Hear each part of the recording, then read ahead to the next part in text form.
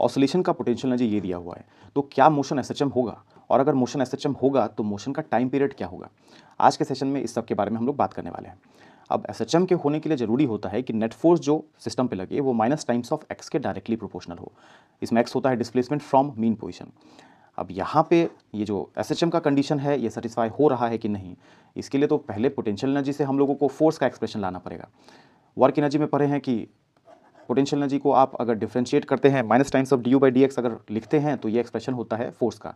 तो potential energy को differentiate कर लेते हैं, 10 का डिफरेंशिएशन 0, ये 2 जो है नीचे आ जाएगा, तो फोर्स का एक्सप्रेशन ये आ गया।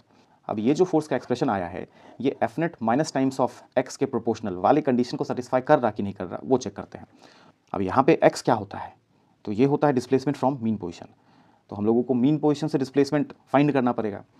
अब फोर्स का एक्सप्रेशन जब ये है तो नेट फोर्स 0 करके पता चलता है कि नेट फोर्स जो है 0 हो रहा है एक्स इज इक्वल टू 3 पे, है ना।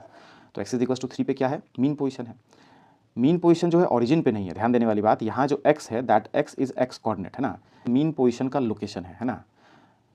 तो ओरिजिन यहाँ है, ओरिजिन से मीन पोजीशन 3 मीटर आगे है। अब मीन पोजीशन से आप डिस्प्लेस करें ऑब्जेक्ट को, है ना, एंड देन जो डिस्प्लेसमेंट है फ्रॉम मीन पोजीशन, है ना, मीन पोजीशन से जो डिस्प्लेसमेंट होगा वो प्रोपोर्शनल है कि नहीं नेट फोर्स के, ये देखना है। तो देखिए मीन पोजीशन से थोड़ा डिस्प्लेस किया जाए इसको, लेटर से इतना अमाउंट से डिस्प्लेस कर दिए, यहाँ पे एक्स कोऑर्डिनेट है एक्स के बराबर, तो डिस्प्लेसमेंट फ्रॉम मीन पोजीशन हम लोग क्या रिपोर्ट करेंगे। तो देखो ये जो जनरल पोजीशन है यहाँ से आप मीन पोजीशन की लोकेशन को सब्ट्रैक्ट कर देते हैं, तो ये जो डिस्प्लेसमेंट फ्रॉम मीन पोजीशन है वो अगर कैपिटल एक्स बोलते हैं तो that capital x displacement from mean position ये आ रहा है एक्स कोऑर्डिनेट माइनस 3, है ना।